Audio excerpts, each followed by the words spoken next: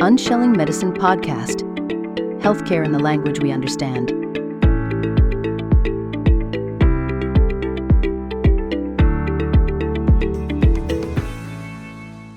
Hello, welcome to another episode. Today I have the pleasure having Douglas Mulhall with me. Douglas is a co-founder of Elastin Therapeutics and also the author of Discovering the Nature of Longevity. And this will appeal to everybody, all our listeners, because we are aging and we're aging fast. Whether we like it or not, right? So also the elastin therapy actually applies to me, something that I haven't shared so far on my journey will be shared today. So let's listen in. So we will learn something. I am excited to learn as well. So welcome, Douglas. Thank you so much for having me.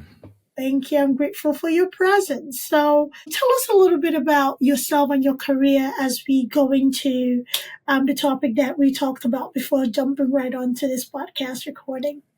Sure. My background actually for the past few decades has been environmental health. That is creating products that are healthy for people and their environment, which is a hot topic these days, as you know, because the new administration in the United States is focusing very much on environmental health.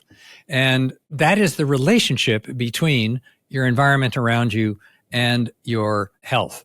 And what our institute has done is we pioneered the first methodology that really focuses on creating products that are healthy for people and defining what those are.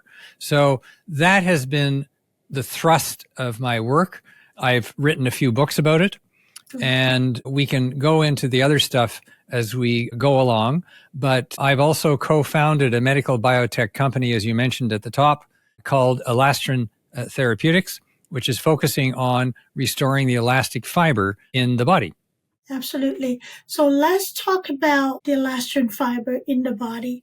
What is that? And, for people not in healthcare, when you're talking about elasticity or any elastic, it almost feels unnatural in the human body. Because what are we thinking about when we're talking about elastic waistbands, right?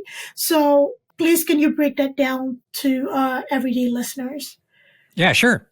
A lot of people are told that the way to keep their skin looking beautiful and elastic is to maintain and restore the collagen in their skin. Not true. The collagen actually in your skin does the opposite. It keeps your skin firm and strong, but it doesn't keep it flexible or elastic. So, for example, with your beautiful smile, for example, every time you smile, and you notice how when we smile, the whole face kind of moves, that is the elastic fiber in your skin. But it is far from only being in your skin. It's in your arteries. It allows them to expand and contract to move blood around the body. It's in 35 of the organs in the human body. So basically, you can only see, laugh, run, jump, have sex, and give birth due to this tremendous elasticity of this stuff called elastin fiber. And for those who are just listening to this and not watching, what I am doing here is I'm just stretching this elastic band out. Elastin fiber is a fiber that expands to about 8 times its standing length and snaps back again billions of times in your lifetime. And if everyone wants a nice graphic demonstration of this, and this would be really good with you and me because you're so much younger than I am, this is called the pinch test. Right. So what you do is, and I want you to do this right now, okay? Hold up your hand, the back of your hand, and pinch the skin on the back of your hand between your thumb and your forefinger. Hold it up for about 2 or 3 seconds and let it go. Okay. Did you notice, for those of you who are listening, how your skin popped right back and my skin went down more slowly? That's because elastin fiber degrades in all of us, starting in our late 20s and continuing as we age. That degradation is a major trigger for the aging process. So I call this elastic fiber the elastic of life, because we really wouldn't exist. We wouldn't be able to, well, as I say, it drives every breath you take and every move you make, to quote a famous song. So yes, this is a wondrous stuff. It actually makes up a relatively small percentage of the tissue in your organs and your skin and your arteries, but that small percentage is what allows the skin and the arteries and the organs to expand and contract so many times over our lives. And that's why, as we age, we start becoming less flexible. Yes. That's a major reason behind it. I love it. So let's go to collagen. When it comes to elasticity and the industry, that is a huge industry in both cosmetics and also Right. with supplements, right? Right. So what is the long-term effect of use of collagen, say, either face or body solutions, or ingesting collagens with hopes to have the elasticity supplemented? And when scientifically it doesn't help the elasticity, instead it helps with the toughness of the skin in a sense. So what is the long-term effect of that? Well, good point. So the long-term impact of that is that it is beneficial if you have scientific proof that the collagen is maintained and even repaired, but that is only keeping your skin strong and firm. So the reason that we sag is largely not because of collagen or the loss or damage to collagen, but rather the loss of elasticity in the skin. That's the major reason why we get wrinkles. Now, just to be clear so people understand, elastin fiber is woven in between collagen fiber in the body. It's one of the great miracles of the human body. So that woven cable or strand is both firm, strong, and elastic and flexible. Right. It's really a miraculous combination. So not to underplay the importance of collagen, because collagen is extremely important, but the reason that a lot of these supplements and cosmetics companies have been focusing on collagen instead of elastin, although that is changing, but the reason that they traditionally have done that is because until very recently, no one knew how to fix damaged elastin fiber. Elastin is one of the most complex substances in the human body. It involves thousands and thousands of biochemical reactions. The formation of elastin fiber happens mostly outside of cells, in the space outside of cells, which is known as the extracellular matrix. Right. And so it is here outside the cell where the real action is happening, also with collagen. So the combination of collagen and elastin is really the key to the whole thing. But until these recent discoveries were put into practice, they didn't know how to fix it. So what did they do? They focused on the collagen, of which there is much more, and there are, many more solutions. Absolutely. So I like how you educated that the sagging in the skin is because of elastin loss over time. So let's talk about the remedy that is very popular, and most people, men and women, partake of this practice of Botox injection in order to have that filled look, either from loss of elastin or just the crow's feet when you smile in your eyes, or even the smile lines, or, when you furrow your brow, the forehead lines. Are there drawbacks to having, I know some dermatological drawbacks, however, are there drawbacks to injection of a Botox, which is a toxin, to the natural formation of elastin, especially in the area of injection? Well, I'm not a Botox expert, but I'll say this. I mean, anyone who is pushed up against a Botox injection will usually and often feel that it's stiffer than the rest of the surrounding skin. I mean, that's what it does. It expands and stiffens the skin, which is why when people with excessive Botox smile, they have this kind of funny, smile. So you asked about long-term effects. Right. I think this actually comes back to an underlying factor that Botox can contribute to, but is the real problem here. And I just want to talk about this underlying factor here for a moment, because the subtitle of my book, Discovering the Nature of Longevity, is Restoring the Heart and Body by Targeting Hidden Stress. And it is really this hidden stress that is triggering this aging in our body. And what it basically does is it turns our immune system against us. Why is this happening?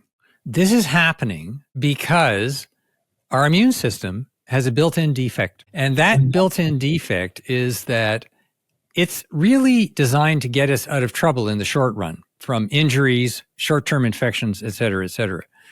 And it does that by promoting inflammation, which everybody has heard of.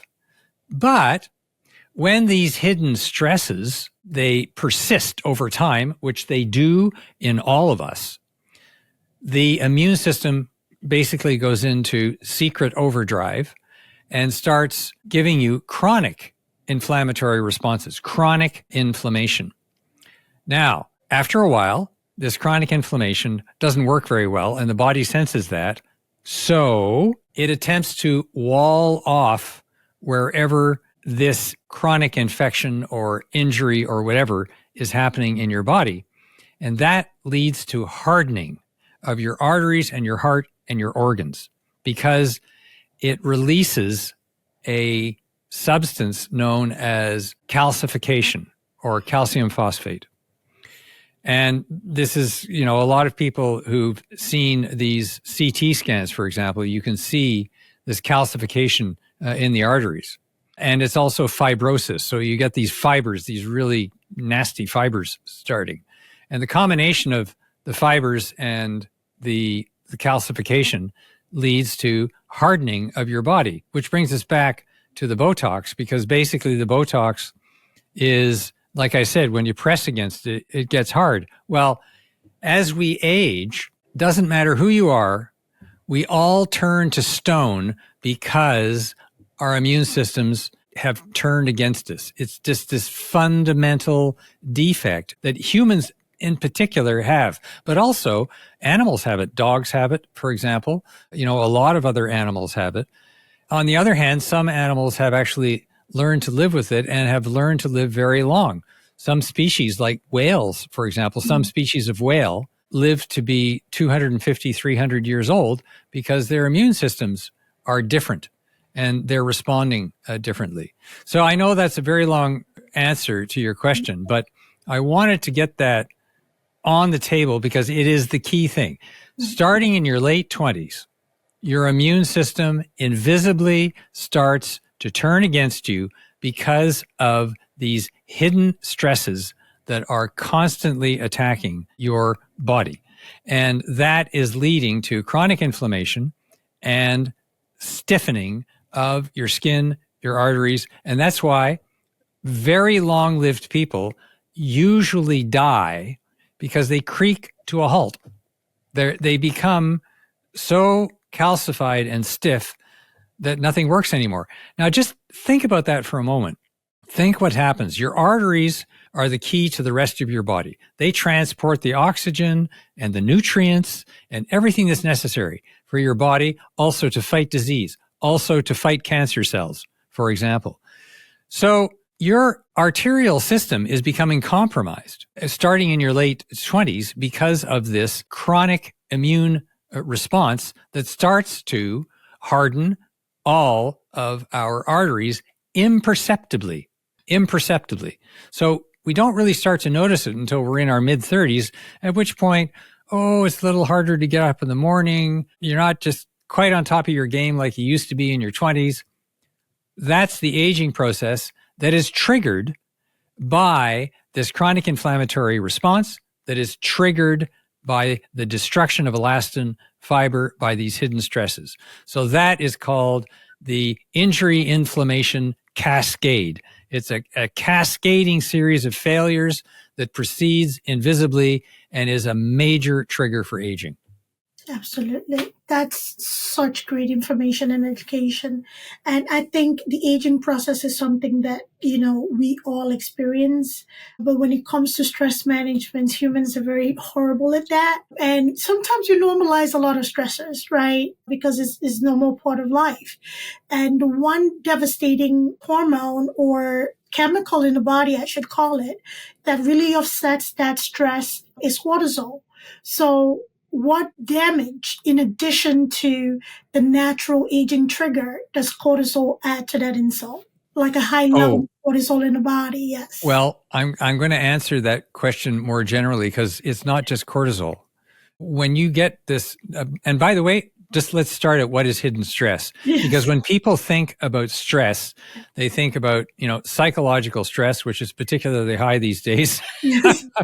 And, they think of physical repetitive stress, all of which is true. Right. But what I talk about in the book, The Discovering the Nature of Longevity, is two particular forms of hidden stress that are really not on most people's radar. And the first one is toxic metals that are found everywhere in our environment. And just because I say toxic doesn't mean that we humans have created them, although we use them extensively. Toxic heavy metals have been with us ever since humans started to walk the earth. They're found in the earth's crust. They're found in the soil. Plants take them up when they're growing. So as soon as we invented agriculture, we started taking in more of these heavy metals. So this is not something that was the invention of industrial society, even though industrial society has greatly magnified the amount of heavy metals. But Egyptian mummies show evidence of having these high levels of heavy metals in them. The second one is low-level infection that you don't notice. Everything from Helicobacter pylori that infects almost everybody, but in a lot of people elicits an immune response that they're not even aware of, and in some people causes stomach ulcers. And, there's other ones like chlamydia, for example. So there's a whole range of these very low-grade infections that usually escape the notice of normal blood tests because the tests have a certain sensitivity. And it's the same with the heavy metals. The blood tests done for heavy metals don't show the metals that are in your tissue, in your skin, in your arteries. The majority of the heavy metals aren't in the blood, they're in the tissue. And unfortunately, blood and urine tests are the standard tests that are used. So if you just take those standard tests, everything's sort of within limits, except maybe a few people who have been heavily exposed to these metals. So when I say hidden stress, I am bringing attention to these two very powerful stressors and aging triggers that deserve a lot more attention by our healthcare authorities. And by the way, that's exactly what's happening right now inside the health agencies in the US. The leaders of those agencies are starting to say, okay, let's start looking at the real triggers for some of these diseases. And they have brought attention to these heavy metals, for example. So what is the fix? Because when we're talking about those hidden stressors, what has really shocked me in the last few years is the detection of microplastic, even on the DNA level, right? Yep. So, what is the fix? How do we go about, because we can't avoid all of them. Like you said, we have to eat. We eat to live, not live to eat, people. So we have to eat. We have to garden. Farmers are gardening, even hobby gardeners garden. We have contact with the soil. Our kids are playing and rolling in the grass. They're hugging trees, the healthy ones. So it's okay to hug trees kids. So what is the fix here? How do we help, in a sense, purge ourselves or have like a metal cleanse? Because it's not in the blood, it's in the tissue. So what are the steps a person can take to mitigate, not completely eliminate, but mitigate the harm that these hidden stressors can have over time? I like the term that you used, mitigate, because there is no fix per se. As you said, we'll never get rid of all of this exposure. And the key thing about these stresses is they accumulate. So they accumulate over time. For example, these heavy metals, they'll build up in your system. So there's two different levels that we can pursue here and that are being pursued. One that thousands of other books have described, and which I just refer to because there's a lot better expertise out there than mine.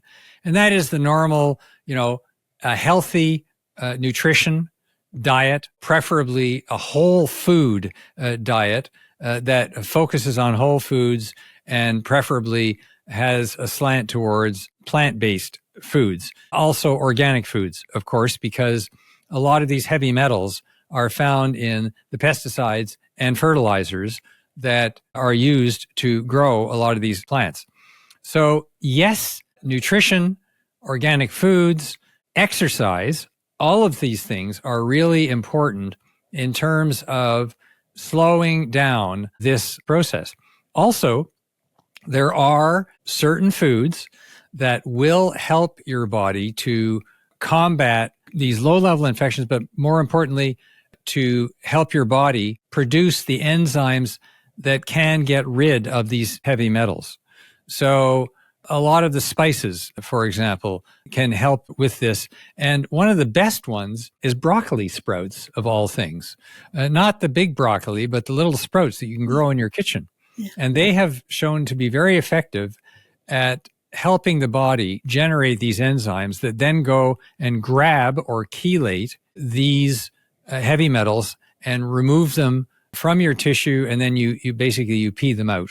Okay? So all of that is very valuable. But as we've seen over time, it doesn't get rid of all of this, and we're still all eventually, we have this buildup in us.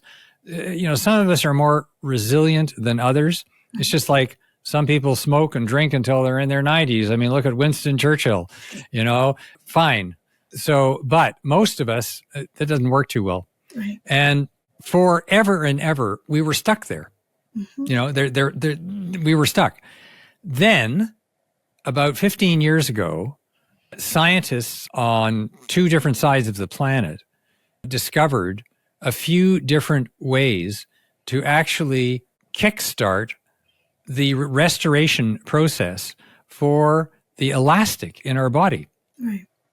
And it's amazing because one of those discoveries was made at Clemson University in South Carolina. I work with the scientists there. I've worked with them for many years. I collaborate with them in our company, Elastin Therapeutics. But a scientist by the name of Dr. Naren Vivahari, who is the head of the bioengineering facility at Clemson University, discovered that a plant-based substance that is found in tree bark, the pomegranate fruit, the rind of the pomegranate fruit, and other types of plants can actually kickstart the reassembly process for elastin. Now, why do I say reassembly? The reason for that is because in your late 20s, your body stops assembling elastin fiber. That's when the trouble starts. This substance, which is known as pentagalloyl glucose, that's the last time I'm going to say it. It's PGG for short. And it has a remarkable ability to combine with the biochemical structure of elastin and its components to complete the elastin assembly process, because your body is producing the building blocks after your late 20s, but they never get assembled into this elastin fiber. And this substance actually helps them to do that. Now imagine the impacts on the human body if you could restore the elasticity in your skin, in the little connectors that connect all your muscles, in the 35 organs that have elastic fiber. Just imagine what the impacts would be. And indeed, today, there is one clinical trial going on for that substance to treat aneurysms. Now, anyone who knows a little bit about aneurysms will know that it affects millions and millions of people in the United States. It's life-threatening, and there's nothing basically that can be done about it with the exception of fairly risky surgery when it gets too big. And along that path, it can burst anytime, and people live in fear of that. You know, millions of people have these aneurysms. So when PGG was applied directly to the aneurysm stabilized and was prevented from bursting. And that's now that's been proven in humans, the clinical trial is going on. So this is really exciting stuff. That's for sure. Now, that's aneurysms. Now, when it comes to the whole arterial system in the body, well, that's a little bit of a different thing because, you know, the problem with PGG is if you just inject it into the body, it doesn't work because it gets diluted, it gets broken apart by all the substances that are in the blood. And so you've got to figure out a way to deliver it right to the site of the damaged elastin fiber. And Dr. Vivahari figured out how to do that with something that indeed is a little bit of rocket science. And that is, and I'll just explain this very briefly, but he took the drug, the PGG, this naturally derived drug, and he put it into these little nanoparticles that are like 150 nanometers in diameter. And then he connected the nanoparticles to an antibody. A lot of people have heard about antibodies for treating cancer, for example, and your body produces lots of antibodies to fight infection. And he connected it to an antibody that is designed to be specific for the damaged elastin. So this combination of the drug, the nanoparticle, and the elastin antibody allows the drug to be taken directly to the point of the damaged elastin fiber and gradually released. And in animal models, it has been shown in several animal models that this can restore the elastic fiber. And the same method has been used to decalcify or get rid of the hardening in arteries by using another chemical that actually chelates or takes out the calcification from the arteries. So it's kind of like a 1-2 punch. If you're older and you've got this hardening in your calcification, this can first get rid of the hardening and the calcification, and then the PGG actually restores the fiber. So all of that is tremendously exciting because it has huge potential. And the former head of the National Institutes of Health back in 2014 said, this really has the first potential to reverse the course of the disease. And so all of that is in the works today and is being worked on. And that's what our company, Elastin Therapeutics, is working on as well. And that's what I write about in my book, Discovering the Nature of Longevity. I love it. And, you know, it's amazing how nature heals. That is why I'm a big proponent on not the over dependency on pharmaceutical has been something that has its benefits. However, you know, we've seen a lot of harm come out of it.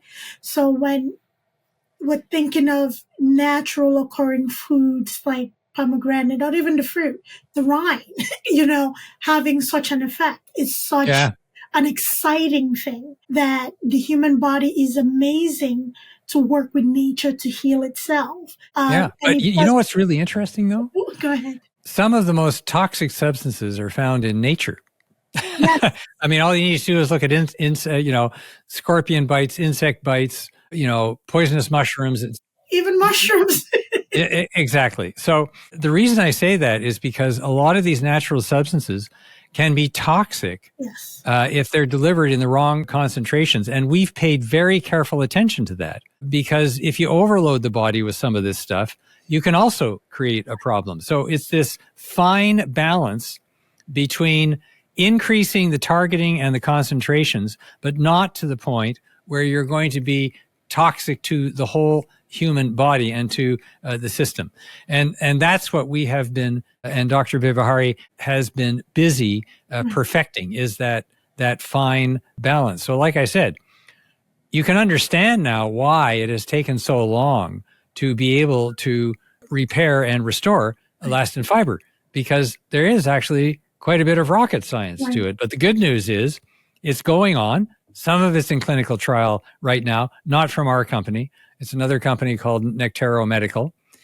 And by the way, this isn't the only way to fix elastin. So I'm not saying that what Dr. Vivahari and our company is working on and Nectaro is working on is the grand solution.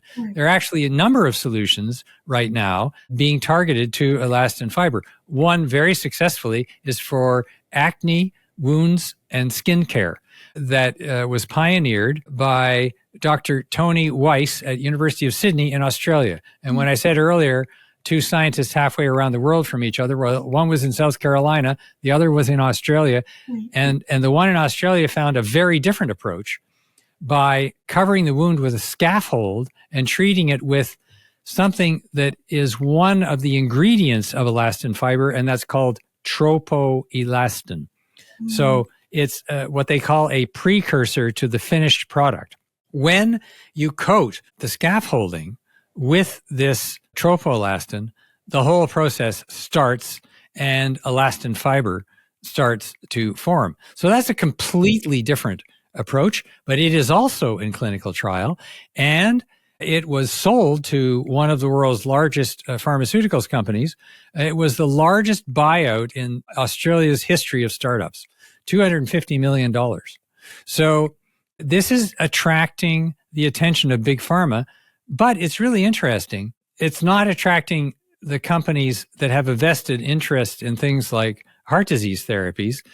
It's the companies that don't have the vested interest in those therapies and are focusing on other things that are really starting to scale this stuff up. So you're actually seeing this competition inside the pharmaceuticals industry. You know, it's the Band-Aid guys that have been treating us forever versus the guys who are really focusing on some of these core triggers. Some healthy competition. I don't mind it. So...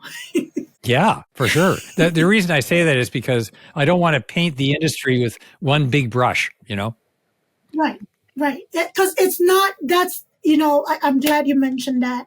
When I said what I said in the beginning, it's not the industry, it's not healthcare, it's not all pharmaceuticals, it's not all medical practitioners. That is why I have this platform.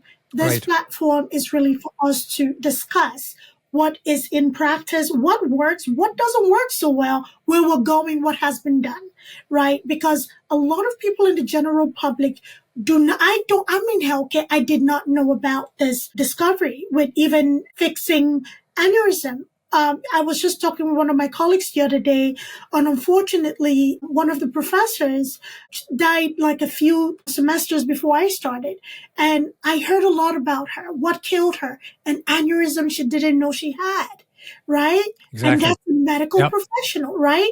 So this is exciting, not only exciting for the lives, the thousands and millions of lives that it will save, but, it's exciting. And improve. And improve. It will improve our quality of life. Absolutely. And it's both preventative and therapeutic. So if you're younger, you can take this as a prophylactic for prevention. But if you're older, the evidence suggests that we can use this to reverse the process. And what's really funny is the title of your show, Unshelling. And it was very, very, I'll tell you, it was very, very thought out. And there's a lot of purpose behind the name, because I believe healthcare is sweet, it's delicious. When we focus on why we got into this business in the first place, we have to break that hard shell, of bad tradition and knowledge and get to the good part and highlight people who are doing the great work. Here's something to add to the title of your show, an added understanding. That's exactly what happens with calcification. Is the therapy for calcification unshells these nanoscopic little particles that are formed by your immune system to try and wall off the damage. They're actually little calcified shells. That's exactly what they are. And this therapy unshells that stuff and frees up your tissue to be more flexible. So your show hit the nail on the head with that one. I love it. I absolutely love it. Oh my goodness. Chills. Thank you, Douglas. That felt good. There was a lot of thought that went into the name. And as an educator, I wanted to highlight the good that is modern medicine, and also recognizing that maybe certain things don't work. Maybe we should break that shell, pot, whatever you want to call it, and rebuild it. And we can. We're smart enough to do it. And give the people that can do it and have the abilities to showcase what they can do for the common good of humanity, opportunity to do it. That's right. That's what I talk about in the book is the researchers, the doctors, and the patients who together are discovering this new nature of longevity. Yes. And everything we talked about in this episode, ranging from your defective immune system to what is elastin fiber, to what damages it, to why it's so important, to the new therapies that are being used, to who's investing in them. Mm-hmm. All of that is covered in discovering the nature of longevity. And the reason I wrote the book is because I didn't see that anyone else had put it all together like that, especially this link between these hidden stresses, the defect in your immune system that responds badly to it, and the elastin fiber and the damage to it. So people can read all about it in the book. By the way, it's been a #1 bestseller on Amazon. I love it. And all of that will make it available in the show notes as usual, the book link, the book itself, and everywhere you can find Douglas. So we'll make all of that, including his company, so you can look into the beautiful work they're doing and, learn more. I mean, knowledge is power. So Douglas, you mentioned a little bit in damage, right? Let's talk about the damage when it comes to elastin. Right? You and I talked a little bit before we jumped on the call. So for my viewers, I know for the past few months, you've seen my face increasingly get fuller. Full disclosure, I did have surgery on my foot. Not your face, but your foot. Because I was sedentary. I wasn't walking. And it affected your face. I gained a lot of weight. I did. And, in managing it's a the big problem. I mean, if you can't, walk around is a problem. Yes. Yeah. So I had a surgery on my foot. And before we got on this call, I went to one of my follow-up appointments. And my doctor was not happy with scar tissues forming. And this is the second time this has happened. The first time I had scar tissue all through my incision. And my incision was a big one. It wasn't planned that way. But the surgery was more involved than originally thought, because by the time she got into my foot, it was something bigger than what she anticipated. So the first time I got the shot, it wasn't pleasant at all. So this second time, I almost disagreed with her, but she showed me the results, so I agreed to it. So when I talked to Douglas before we got on here that I'm a little bit in pain, and explained the scar tissue, and he educated me. I knew to a degree, but not in the way that he explained it. So Douglas, why is it that elastin overreacts with damage? So we have keloid formation and we have scar tissue formation over the damage that occurs with skin. It's not that the elastin overreacts, and this goes back to the discovery in Australia of how to fix it, because that's exactly what the Australian technology is designed to solve. The problem with scar tissue is there because the elastin fiber in the skin or the tissue is irreparably damaged. So it's irreparably damaged. The fibers are sliced out. They're not even there anymore. And so that's why you get this hardening. And imagine a slower version of that is occurring in your arteries. So when you see hardened scar tissue, that's what's happening at a slower rate in your organs and in your arteries. That's because the elastin fiber is either getting totally destroyed or it's forming incompletely and building up these inflexible layers instead of helping the collagen be more flexible. So your wound from your surgery, that scar tissue is because of the destruction of elastin fiber. And what Professor Weiss's team in Sydney was able to do was when the wound is first created by the surgery, they put this scaffolding in and then treat it with the tropoelastin. And that way it can actually prevent the scar tissue from forming. And it's in clinical trial also right now for acne scars, for repairing acne scars, because basically that's the same process. So it both can be used to prevent the scar tissue from forming after surgery, and it can, to a degree, reverse scarring due to skin conditions such as acne. So, yeah, I mean, who knows? Maybe you should check out the clinical trials on this wound healing stuff because that's exactly how they're addressing this scarring. So why are some people more prone to it? Because the same thing with keloids. So people with melanated skin tend to be prone to scar tissue formation and get keloidal, with any trauma to the tissue. Is there a relationship there? Yeah, of course there is. And, some people have better formed elastin fibers than others. Other people, and it also depends heavily on your age, huh? Because like I said, in your late 20s, your body stops assembling the stuff. So that's why you're less prone to scarring, to heavy scarring when you're younger, because the body can actually replace that scar tissue with new elastin fiber. Most elastin fiber is formed before your teens, and then it starts to slow down. So that's why you see these also differences due to age in terms of scarring. But it's like everything else. We all have our own independent genetic makeup. And, scarring is far more than elastin, as you mentioned. Right. It's a lot of these other factors that are involved. And it's an extremely complex process. Scarring is also an immune response, the immune system trying to deal with this massive injury. Trauma. So yes, it depends. Guess what? Hey, we're all individuals. Duh. So Really? yes, but, and there's a big but here. Yeah. Elastin fiber is common to all of us. And so that's why this is such an exciting breakthrough. Is there anything that is prophylactically done right now or in research or in clinical trial to, at least for the aging population, we know surgery happens, people fall, fractures, or, things need to be surgically repaired for any reason.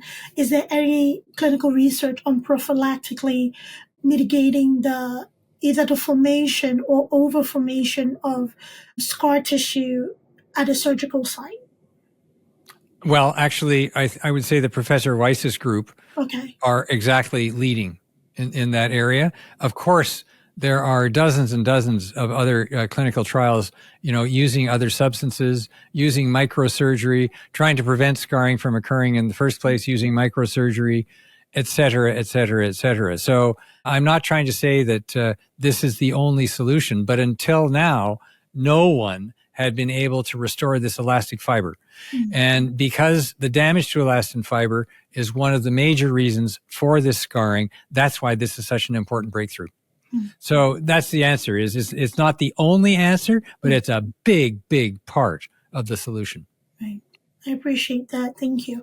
And when it comes to interest, because again, you could have picked any interest in the world, Douglas. You could have been a sports analyst or a stock trader or anything. It's more lucrative and exciting. What really drew you to making an impact in humanity when it comes to healthcare? A combination of curiosity and self-preservation. So sweet. I love it. Yeah, the curiosity part was also more of a sort of, how can I say it, an enraged curiosity because, my father died of heart disease. And when I started looking into it and what really killed him, yeah, okay, he smoked and he drank like so many people in his generation did. But I was never really satisfied with this plaque explanation, because what's causing the plaque to be formed in the first place? Cholesterol. Well, then why is it that half of people who have heart attacks don't have a cholesterol problem? So, I was never really satisfied with that. And because I was a candidate, because basically heart disease doesn't run in our family, it kind of gallops, and so I knew that I was a candidate. And so quite early on, I started studying what could be the possible causes of this. And I have to say, at the beginning, for the first, 7 or 8 years when I focused on this, I was very focused on the calcification part, which is really important because calcification is also highly inflammatory. So it's a really nasty thing. This thing where these microcalcifications are physically sharp and chemically toxic. So calcification of that sort, the microcalcifications, is just bad stuff. So I was focusing on the calcification and also on the therapies that have been used to approach calcification. And I have to tell you that when I looked at the therapies and everything else, I realized that something was missing to make those therapies more effective. And it was only in 2015, after I'd been working on it for like 10 years, that I saw Dr. Vivahari's paper focusing on damaged elastin fiber, targeting damaged elastin fiber. And it turns out, lo and behold, that damaged elastin fiber is where this calcification starts. Because when the fiber is damaged, as it is in all of us, it sends out a help signal. Help, help, help. Come and get me, save me. And the inflammatory stuff comes in from all of these immune cells, starts to clean out the damaged elastin so that new elastin can be formed, except guess what? It isn't formed anymore after you're 29. So you get this nasty, vicious cycle of chronic inflammation. And then the body tries to solve it through this calcification process. That's when the light went on for me, when I realized that elastin fiber was at the core of this whole calcification process and, by the way, of the heart disease process, because it's the same thing. Before you ever get plaque, usually, not all the time, but most of the time, your arteries start to stiffen. The artery wall starts to stiffen. That's because the elastin fiber is degrading. So that really turned on a light for me. And that's why I've been talking so much about this elastic life in the body. So that really, it's such an incredible topic because elastin fiber, it's in your eyes, it's in your ears. You can't talk or see or do anything without it. It's an absolutely fascinating substance. So curiosity, but also self-preservation, because I was and still am, a candidate for these chronic diseases. Now, having said that, we can go back and say once again, nutrition, whole food, plant-based, absolutely. Regular exercise. I do ocean swimming, for example, which in this climate that I'm in up here is really interesting because you end up pushing ice flows out of the way in the winter. But, all those things are important. I don't want to say that there's a magic pill out there that you take, but the body can only do so much. It needs help. And that's what these therapies are all about. So our goal is basically to prevent and reverse cardiovascular disease, but also cancer. Because a lot of cancers, actually, they grow because of damaged elastin fiber. Because damaged elastin fiber particles, which are called elastin-derived peptides, EDPs, promote tumor progression. Imagine that. So the tumors actually feed on them and use them to replicate. Very smart things, these cancer tumors. They feed on the very stuff that is being degraded. So imagine if we can start repairing and restoring this stuff, the effects on these chronic illnesses, whether they're carcinogenic or cardiovascular, could be enormous. And I just wish that a whole lot more funding was going into this stuff. We're just at the beginning of it. Yeah, we need funding, we need support, and we need to make noise about it. And all in all, I like the lifestyle change or lifestyle aspect that you bring into things, because there's really no magic pill. You have to support that treatment or whatever therapy it is. So being active, getting yourself healthy meals. But that brings a concern, because I have been involved in a lot of community-based education, about healthy eating, managing disease processes, and lifestyle change. It's easy for me, as somebody who can at this time afford food of my choosing, right, to talk about the importance of eating organic food. But for people who are, if you don't mind my interrupting, Absolutely, who are living, go right ahead. for people who are living in food deserts, Right. as they call them, Right. where you can't get fresh food, unbelievably, still today in the United States, there are food deserts on top of all of these processed foods, Yes. highly processed foods that were being fed. And I just need to emphasize again that the new administration is really focusing on this for the first time. And, that can be nothing but good. Yes, the FDA has talked about it, but, not like the new administration is going to do. They're really going to go after promoting this healthy diet with whole foods instead of these highly processed foods. So I can't emphasize enough how important that is. It's work that I need to see. Talk is cheap. Anybody can say anything and get people on their side. I really need to see that action, because a lot of the people that I come in contact with really do want to make a change. But how do you make a change when you can't afford it? Right? How do you make a change when you don't have access to be able to affect those changes, to live a healthier life, a disease-free life, and not for yourself, not only for yourself, but for your children.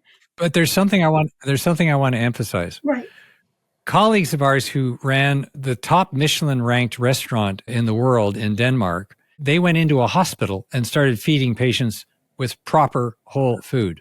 Okay. Then one of the world's leading accounting companies followed them through this process and found that when they trained the staff to use whole foods to substitute for these processed foods that had been used by the hospitals, their costs went down by 35%. I believe it. So people who say, it can't be afforded, this is nonsense. What we need is to give people the opportunity to get their hands on this stuff. And by the way, when that happened, for the first time, patients started finishing their food. Of course. So this was a really remarkable finding, but it got huge blowback from the other hospitals who simply didn't believe it. They didn't believe the evidence. Fake news. Oh, well, one of the world's top accounting companies has actually gone alongside and documented this. No, it doesn't matter. It's all fake news, because they were so worried about their reputation of feeding all this junk food to their patients. That's called vested interest blowback. And once again, this is what the new administration is talking about overcoming. Yeah, I think the vested interest blowback has been the detriment of most healthcare systems, because the focus most times is not on the effect of proper care, rather the pockets of the shareholders, right? So when things like this happen, where we are in an evidence-based world, right? Show me the results. Show me it works. Then I'll take it on. But in this situation where there was plenty of results to show that it works. Yeah, I mean, look at some of the best-selling books. Reverse and Prevent Heart Disease, bestseller for years and years. Caldwell Esselstyn, who I'm sure you've heard of, shows that you can reverse the effects of heart disease. This is like 20 years ago, and you're quite correct. This has been known, but it has, encountered stiff resistance. And now we're going to see what happens with that. Let's see. I'm hopeful for my industry. I'm hopeful for the great hospital systems that are looking to make lasting change and impact. I'm hopeful for all the good medical practitioners, people in the medical industry, doctors, nurses, social workers, you name it. And it goes on and on. Holistic practitioners, integrative medicine. I'm looking to see all of us remember why we got into this in the first place. Yeah. A lot of us have. A lot of us are frustrated because we are not able to practice in the way that speaks to that heart. But I am hopeful to see changes that will help not only the healthcare industry and the people that are making lasting changes either in their practice or research, right? To really have the support that is needed so humanity can benefit from it. So it always excites me to have these conversations. And I learned a lot. Douglas, thank you for the education. And I'm very, very grateful you made time to be here. Your presence was a blessing. So the one thing that I like to end my shows with is to ask you to leave a few golden nuggets for our listeners. Oh, okay. A few. It doesn't have to be one. So Yeah, I always say every breath you take, every step you make is driven by the elastic fiber in your body. That's absolutely literally number one for people to learn about. And I hope that discovering the nature of longevity will help them along that road to discovery. Beautiful. Thank you. So that is actually a literal nugget because all of this is elastin fiber, turning my head, that flexibility. So take care of yourself, take care of your body, the stressors you can control, but the other stresses that you can't. I think holistically eating foods that help pull those things out will help you mitigate a lot of those effects. Just do your best in taking care of your body. It's the only one you have. This is the only casing we have. And do your best in preserving it. So thank you, Douglas. I appreciate you being here again. It was a delight. Thanks so much for having me, and I hope your foot gets better. Thank you. Me too. So, bye, everybody. Thanks for listening to us. Take care of yourselves.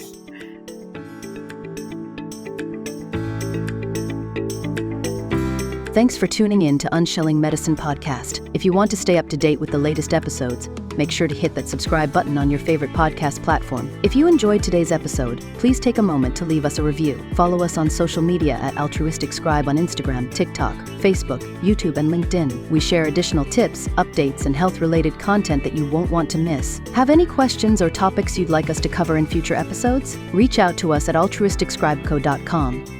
We're always eager to hear from our listeners and tackle the health topics that matter most to you. Until next time, stay healthy and take care.